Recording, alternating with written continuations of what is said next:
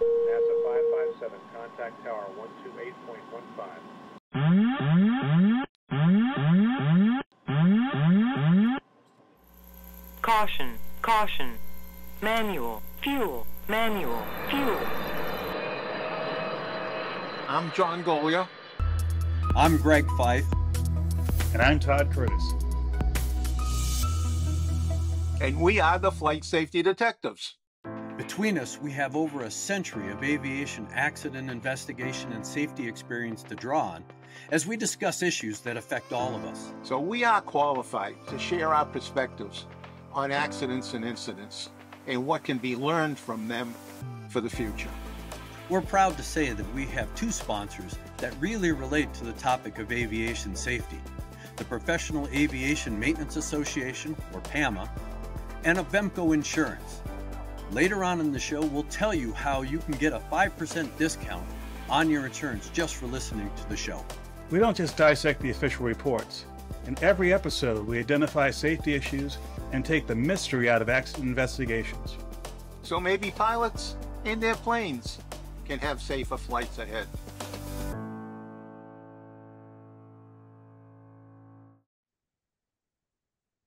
Well, hello, gentlemen. It is another episode of Flight Safety Detectives.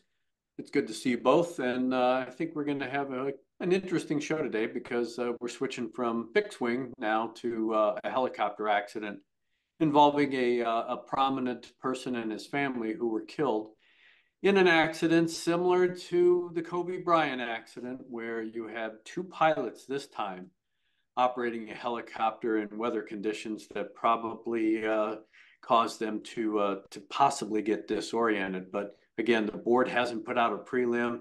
They've only given us cryptic information. But I think, Todd, from this standpoint, why don't you brief the audience as to what we know thus far, and then we can talk about where the board needs to go with this. Well, certainly. This was a crash that occurred on the 9th of February, 2024, near the town of Halloran Springs, California. The helicopter, Eurocopter EC-130 B4, was flying from Palm Springs to Boulder, Nevada, which is close to Las Vegas. And rather than taking a direct route to Las Vegas, it was taking a bit of a dogleg. It went toward the west-northwest at first from Palm Springs towards San Bernardino, went through the El Cajon Pass, and apparently from looking at ADS-B data from the aircraft, it was following very closely Interstate 15, going up past Victorville and past Victorville and eventually to beyond Barstow. And about a half hour out of Barstow, near the very small town of Halloran Springs, is where the aircraft crashed. Now, the weather reports from airports en route didn't show any serious weather.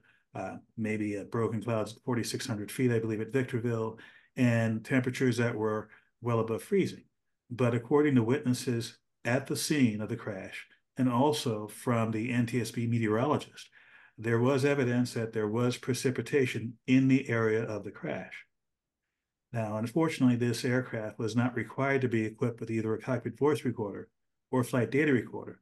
So much of what we know about what this aircraft was doing is from external data such as the ADS-B. So we don't know what was being discussed by the two pilots. And let me also mention that one of the pilots, according to the NTSB, was listed as a safety pilot. So, Yeah. And Greg, you had something to say about single pilot operations of Part 135 helicopters earlier. Yeah, one of the things that concerns me is when you look at a number of accidents, including the accident that killed a billionaire, Chris Klein, coming out of the Bahamas, where he had summoned his helicopter with his two pilots to come out and transport his sick daughter and a friend, along with Chris Klein, back to Fort Lauderdale so she could go to the hospital. And they took off on a black night in the middle of the night, coming out of the Bahamas, and promptly flew that aircraft into the water. That aircraft was equipped with a cockpit voice recorder. And one of the questions that we can banter around here shortly is whether or not helicopters of this level of sophistication, especially being used in 135 operation, should have at minimum either a cockpit voice recorder and or a flight data recorder for this very reason. But getting to that, some of the reports that I read, the witnesses described a quote wintry mix. Well, wintry mix in California/Nevada. It all depends on where you are and what you want to call a wintry mix. If you're up in the high country, Big Bear, Tahoe, places like that, yeah, wintry mix is going to be, either wet snow, or ice or whatever. Down at those lower elevations out in more of a desert area, that wintry mix could be liquid precipitation that is just on the verge of freezing. And if you fly an aircraft through it, helicopter or fixed wing, it's going to at least create some icing event for you in that particular environment. So, John, I know that you've done accidents in the past involving, this quote wintry mix, and I can tell you all about the wintry mix from the ATR 72 in Roselawn and a variety of other accidents. But it's common up here in New England. It's common. I was surprised you didn't raise the issue because you've had to face that wintry mix where you scrubbed your flights. I remember one or two. Oh yeah, was scrubbed because of wintry mix. Here is heavy wet snow that instantly can freeze on your car, on an airplane, on any vehicle. And the planes I fly are not authorized to fly in icing conditions. And according to the type certificate data sheet of the EC-130 helicopter, it too was not qualified to fly in these kinds of conditions unless certain extras were put on the aircraft. It's unclear if this aircraft had any of those protections in place to help it fly in that kind of weather. And I think, of course, that is going to be a very prominent issue that the board looks at in their investigation. But it really starts well before that, and it starts with what John preaches at the end of our show every single time. And that is, where was the pre-flight? Where was the weather evaluation, especially along the route of flight where it's obvious based on preliminary ADS-B data that they were flying IFR. I mean, not the regular IFR, but the I follow roads IFR. They were perfectly tracked over two major highways before they then ventured off into at least some higher terrain and ended up crashing. And the concern here is, of course, this is a 135 operation. This is a flight for hire. This is two pilots, even though one of them has been listed as a, quote, safety pilot. What does that mean for the purpose of this particular operation? And of course, what is the responsibility of one or both of these pilots, not only prior to taking off with a weather evaluation, but what are they doing along the route of flight to update their weather and determine whether or not they can continue that flight, or they're going to have to go to an alternate or, in fact, retreat and go back to where they came from. It just looks like gross incompetent complacency. Two pilots in the cockpit. Are they both sleeping? They both not paying attention? Just routine flying, not even paying, not even looking past their instrument panel? Because that's what it seems like. They're paying no attention. We're over the road. We're okay. And I'd like to point out that according to the type certificate for this helicopter, if night VFR is being flown, and this was a night VFR flight apparently, when it's allowed when additional equipment required by operational regulations is installed and serviceable. I'm not sure what that equipment is or whether this helicopter had that. But given that the data from the ADS-B data and from the NTSB analysis, that the aircraft was around 1,000 to 1,500 feet shortly before impact, it was steadily reducing in altitude and picking up speed. And in my mind, I'm thinking this doesn't sound like, if the aircraft was under control, the actions that would be taken if they're trying to land the aircraft, because at the time they were flying at about 140 knots or so. It sounds, and Greg, you might be able to add in more than I can, it sounds like they were trying to get to a lower altitude to avoid whatever was happening weather-wise. Yeah, they could have been in a descent to try and scud run, get out, from underneath some, ragged clouds. People, a cloud deck or any kind of layered weather is not perfectly smooth on the bottom. It's going to have a ragged edge and that kind of stuff. So you could be in and out of that kind of weather.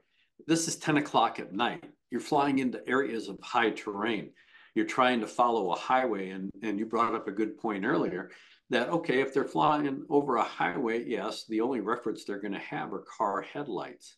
But are there a lot of car headlights, or are there very few headlights? And oh, by the way, if they think that those headlights are in fact a star or stars in the distance, all of a sudden now the disorientation isn't really spatial disorientation where they get into, a high-speed diving turn and they don't know which way is up, but rather they're flying into what they perceive is a horizon, which is artificial because those cars are fooling them with their headlights. And so, I mean, there's a lot of physiological things that the board will have to look at with regard to the environment they're flying in. And you bring up a good point, Todd, and that is, if you're trying to get down underneath it, you don't want to be, born, at 140 knots. I mean, the fortunate thing about the helicopter is you can slow it down and get into a better rate of descent at a slower speed and pick your way through it. But in this particular instance, the question, of course, is, did they think that they were flying in cruise and following basically a VFR horizon that really wasn't a VFR horizon? And a couple of things about the area where the crash took place.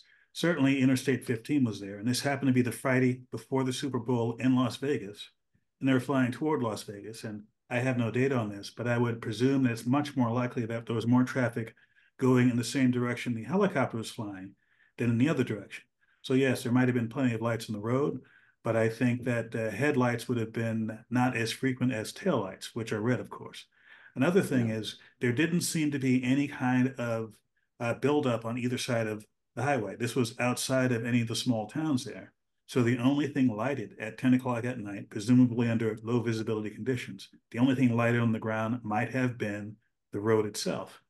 And if that's the only reference point, you don't clearly have a view of the rising terrain on either side. It might be very difficult to determine the horizon or determine what kind of bank you are without adhering to looking at the instruments. And we don't know what they were doing because we have so far, no video recording, no cockpit voice recording, no anything. And I say so far because there were 4 passengers on board the aircraft. The NTSB said they collected electronics from the scene. They weren't specific as to what electronics were collected. For all we know, there may be some personal electronic devices with information that could be useful, but they haven't said anything yet. Yeah, the concern I have, though, is that wreckage burned. And so even though they may have collected it, I get a feeling the report will be short saying that, it was too damaged by post-crash fire to get any kind of useful information off of it. But again, we bring up the point of this type of helicopter operation, even though it's for hire, it's VFR only. And the question, of course, is if these guys got into instrument conditions, were they instrument current to get themselves out of those instrument meteorological conditions? Given the fact that, all these flights, just like the Kobe Bryant aircraft, that pilot, he wasn't current with regard to IMC operations. And so that's going to be an issue of, are these pilots current and qualified to really be doing the flight that they were doing? And it's obvious that if they had done any kind of real thorough pre-flight with regard to the weather, and then of course monitored the weather along their route, checking in at the various airports, asking even ATC what kind of weather they may be painting along that route of flight. The question, of course, is why didn't they heed it if they did do it? And why didn't they do it to make sure that they could accomplish the flight safely? We see this often. they don't check the weather in between. Pilots don't check the weather in between. What is the motivation for them to do this? Why do we see it so often? John, it's hard to tell. Again, I know what the weather is where I'm leaving. I know what the weather is at destination, and I can handle it en route. I can deviate around it, go above it, go below it, depending on the type of aircraft. That tends to be the mentality. But in my years at the NTSB, when I was doing little airplanes, you hear private pilots or pilots flying in their own aircraft or even rented aircraft telling a flight service station briefer, I'll take off and check it on the way. If it looks bad, I'll come back. They don't come back. They come back in a box. Yeah, I've heard that. I've heard that more than once myself. Yeah. And they think that, okay, well, I'll bail out. I'll go to an alternate. I'll get below it. I'll go do something else. They don't do that. They get too far into it. They start to test themselves. They test the aircraft, and they usually fail that test. And now you have two professional pilots who are trying to, quote, accomplish the mission because they have very important people sitting in the back who are paying a hell of a lot of money. And like everything else, and the board cited this in the Chris Klein investigation, that accident investigation, where they believed that the two pilots were under pressure from the boss to accomplish the mission, get this aircraft back to Fort Lauderdale. So you have self-induced pressure. You may have company pressure. And that's another thing that the board needs to look at is what kind of helicopter operation is this? Are these guys operating on a shoestring? Do they have to do these flights and conduct them to make payroll or whatever else? So there's a lot of influence that comes into this decision making to go or no go, or to continue or no go. Yeah, it's so painful to do these over and over and have to talk about the same things over and over with people who have perished. It's just you have people with the wherewithal to pay top dollar, and they hire these operators. Now, John, you and I have had this discussion in the past, and Todd, I think you can chime in very easily, and that is whether it's a billionaire with his family or the NCAA who is chartering aircraft. Who's doing the due diligence here? Who's actually checking out these operators? Who is finding out whether or not, this is an operator that has two aircraft and is operating on a shoestring versus somebody that's got a well-rounded reputation, and that kind of stuff. I mean, a lot of the charter operators out there, the NetJets of the world to, mom and pops, jet operation. You have the Wyverns, you have the Arguses, you have all of these other companies that go in and vet these operators, give them a rating, and you can make an informed decision. I know that HAI, is a source, but again, why aren't these people who have all this money making sure that whoever the operator is has a good reputation and isn't going to do stupid stuff that killed this guy? I mean, I don't care if you tell the boss, you tell the guy paying in the back, look, the weather's bad. We're going to put down somewhere else. We can get you, ground transportation there. We'll arrange for a limousine. We'll do whatever it takes, but we're not going to try and get you there in the helicopter at 10 o'clock at night. It's just not happening. And I think sometimes these guys are afraid to make that statement. I'm not sure if the NTSB will address that sort of thing because it turns out, as I mentioned before, this was the Friday before the Super Bowl. We don't know if the passengers, who included the CEO of the Access Bank in Nigeria, forgive me if I mispronounce his name, Herbert Wigwe, he and his family and another financial colleague, we don't know if they're going to the Super Bowl, but this is true about the Super Bowl. Whenever the Super Bowl is held, doesn't matter what seat it is, every airport in the area is going to be very much full of corporate jets and other aircraft flying in. Now, why were they flying into Boulder, which is not in Las Vegas proper, as opposed to Las Vegas? I don't know. Were they going to the Super Bowl? I don't know. But the fact that the Super Bowl was there would probably mean there is extra pressure on all levels, including from charter operators, to satisfy the sudden demand of people who are willing to pay top dollar because it's a Super Bowl. They fill up. Las Vegas has limited capacity for non-commercial airplanes, so it fills up quickly because they have their own. The whole side of the airport is businesses that are from Las Vegas that have their hangars and have their airplanes. So the amount of space for transient aircraft is limited in Vegas. As big as that airport is, it's limited. So yeah, and in this case, I mean, these guys were based out of Burbank, if I remember right, and that's where they departed from. So you drop and go. But again, if you can't complete the mission, then you drop and go somewhere else that is within the realm of, your weather specs and everything else. You can't keep forcing the issue because we're going to keep having these types of accidents. And we're going to keep doing these shows and talking about the same dumbass stuff that professional pilots are doing to try and accomplish the mission. And it's very frustrating. And, the FAA can only imply, or at least impart, so much regulatory enforcement. But again, the question is, why would you have an operator, especially with a client in the back like that, where, again, it's just a matter of just saying, look, we can't keep going. The weather is crapped out. It's come down. And I don't want to put you in a position of jeopardy, and I don't want to put myself in a position of jeopardy as the pilot. So we're going to come up with an alternate plan. Yeah, it may take you a little longer, but you're going to get there safely. Greg, years ago, you and I used to do a number of assessments for companies that would provide this service for wealthy people.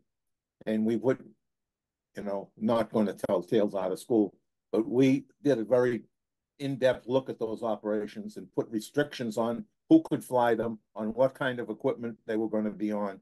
Yeah. And it's funny how that for a while then we had a number of people querying us to do that for them. But in the last year or two, maybe since the pandemic, it just disappeared. Yeah. Do we suddenly have a whole bunch of people who don't care about their own well-being anymore? Yeah. And on top of that, you and I have made recommendations about a guy like this with his family, not putting the entire damn family on the same aircraft. Right. We've preached that for a very long time. And even some company policy, some of the companies that we did had a policy that you're not going to put the whole executive management team on one aircraft. You're going to split them up between multiple airplanes or helicopters, even if it means utilizing supplemental lift. But yes. Now you get your whole family on board. And I only know of one movie star that actually owns 2 Gulfstreams, because money's not an issue with some of those guys. And his family is split whenever they go. Yeah. I mean, it makes perfect sense to do that. And in this case, especially with, the weather. And here's the other thing that we really, and we'll be happy to, field your phone calls or drop us an email, and we'll be happy to educate you. And that is that these folks need to at least have their handler. I can't imagine this billionaire dude getting on the phone to make the phone call, but their handler, their special assistant, their personal assistant, whatever the hell you want to call them, call us, because we'll be happy to help you vet the operator. We can run trap lines. We can find out information. We can talk to the FAA. We can do a lot of things before you commit to putting, your boss, your client, whatever, on an aircraft, especially with their family or their executive management team or anybody else. Because again, these are the kinds of accidents that have devastating impact, not only on the family themselves, but there was a very wealthy Russian billionaire that was killed a year ago. Of course, Chris Klein was killed with his daughter. And the concern is brand imaging, because these people are CEOs or owners of companies and that kind of stuff, and that'll tank a stock very easily. So there's larger ramifications. You kill the management team of a Fortune 100 or 500 company, that stock's going to tank. That happened to Kodak years ago, where they killed their executive management team in a Gulfstream accident. And they had the whole team on board, and they paid the financial penalty for that. So, I mean, there are a lot of things that should be done, but in this particular instance, putting your quote eggs all in one basket is not a wise move. You know, and it goes even further. All right, this guy is a financially well-off person in Africa, but he's pushing development in Africa, right? With his resources and leverage with others, right? Africa struggles trying to get out of the place where they are to a better place. And to have somebody at this level just taken out, it sets back a whole region. Yeah. Maybe a long time before it recovers from. I was reading about this gentleman. I believe he was his organization was about to open a university in Africa in the next few months. Yeah. And so that university might still be there, but this motivating force behind it is no longer there. Yeah. And I mean, it's all up here, a lot of it. His personality, his character, you know, his wherewithal was the driving force. And the question is, who's going to pick that up and carry the ball? Yeah, with his family all gone, that blood tie to them changes everything. But I really think that, you know, the board has been concerned with putting 25-hour recorders on big airplanes, you know, cockpit voice recorders. You know what?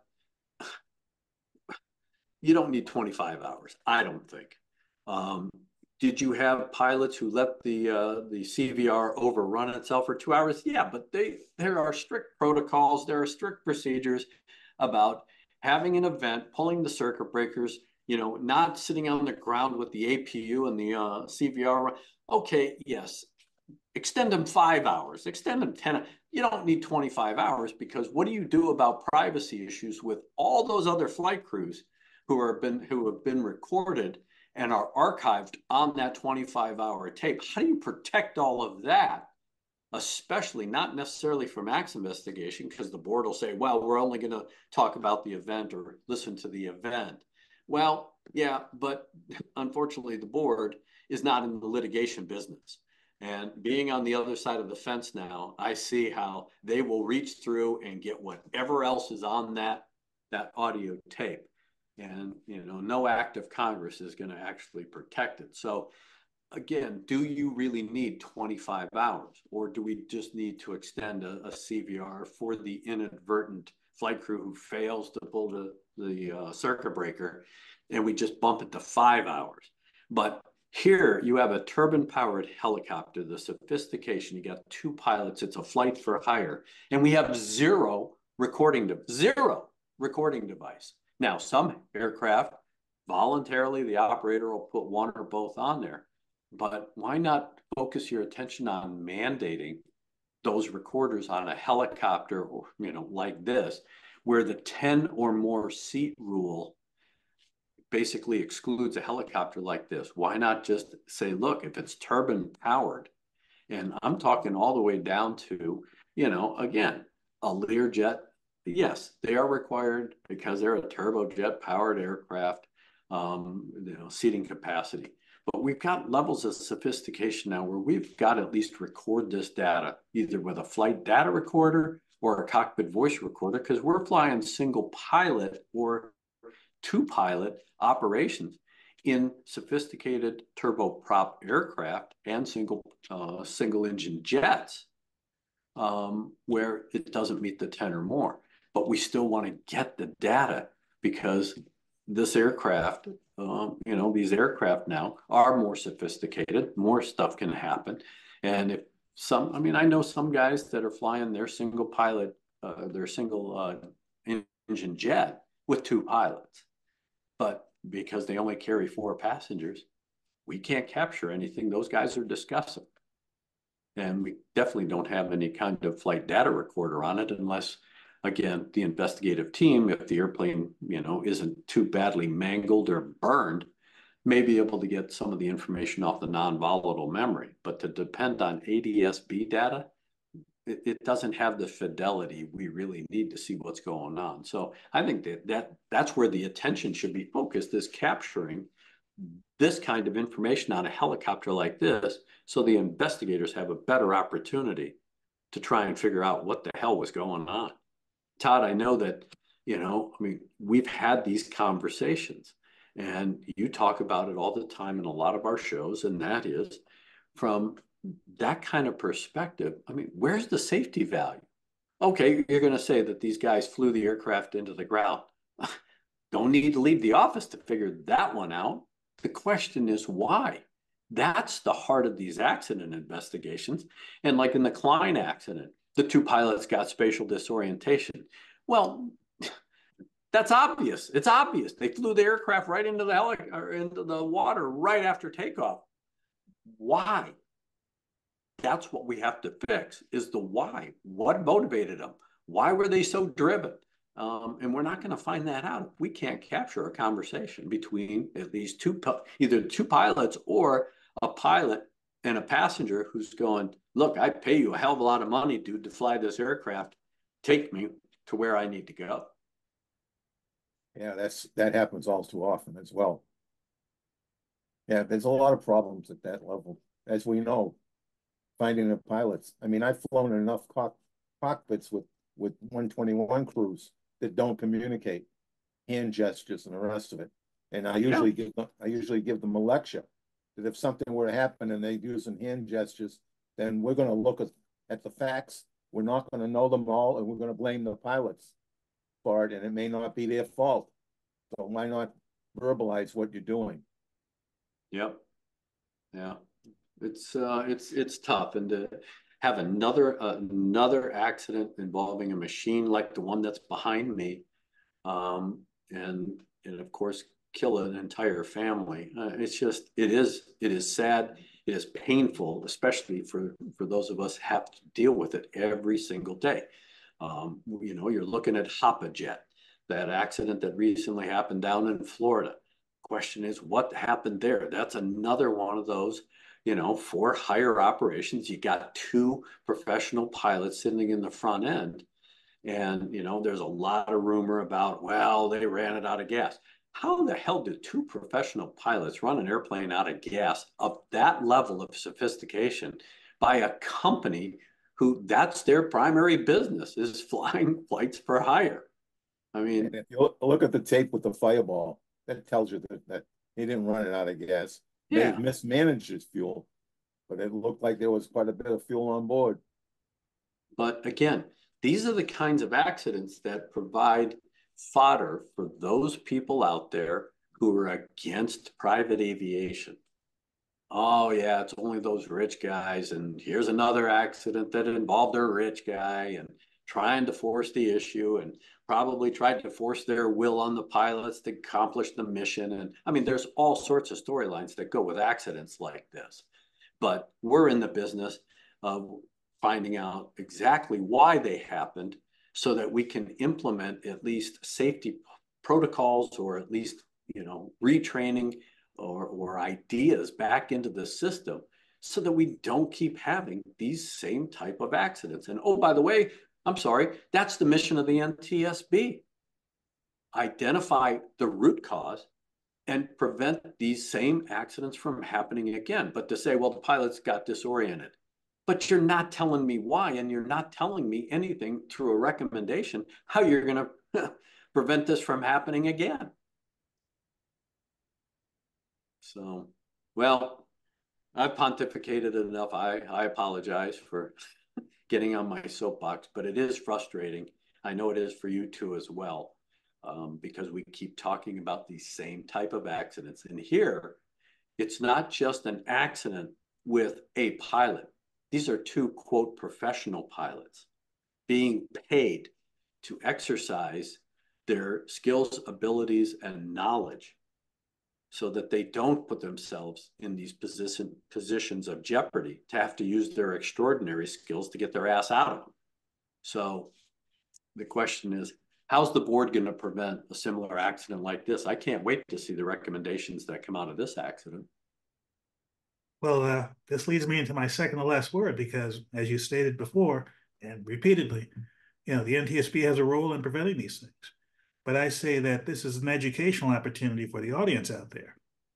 There are people, not necessarily billionaires or people working for billionaires, who are in a position to make a decision as to whether or not to take a particular aircraft or particular helicopter on a particular mission.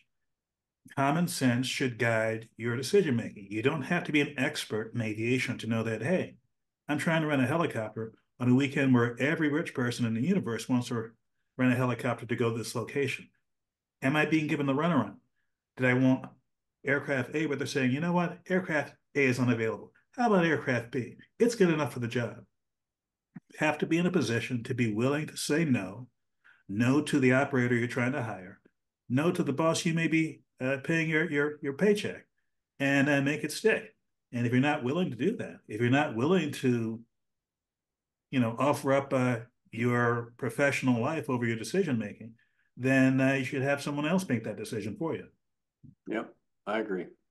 With that, John, I will leave you with our last words. Again, this is an accident where pre-planning failed. Right? If you're going to go flying, you need to do a good pre-planning session before you go to the airport. And after you get to the airport, do it again. And again, you need to do the weather here, there, and everywhere in between. And when you start, California's had a bunch of bad weather here for a while. When you start seeing the wintry mix in California, you better be taking a damn good hard look at the weather and your route through those mountains. And when you get out to your airplane, pre-flight still hits high on our list of accidents that we look at, doing a poor pre-flight. So learn how to do a good pre-flight on the airplane. And then after, when you get up in the air, put that head on a swivel, especially in California and other areas with a lot of population. A lot of people want to be flying. The airline jobs are looking pretty good right now. So a lot of young people are looking to get in it. And Todd, how crowded is your airport out there in Palo Alto? Well, depending on when I fly, it could be a situation where I have to wait on the ground 15 minutes for the airplanes to clear out for me to fly out. And this is an airport that has mostly small training aircraft because there's a couple of flight schools there and a lot of corporate action because it's Palo Alto Airport. And you know what happens around Palo Alto. A lot of people with a lot of money need to get places. So I have to be on top of my game whenever I'm out there. Yeah, I don't have any money and I still need to get places. I know that feeling too. All right, please fly safely. Use your head. Thank you for checking out our show.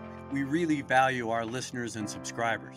Our podcast gets ranked by you and how much you like it.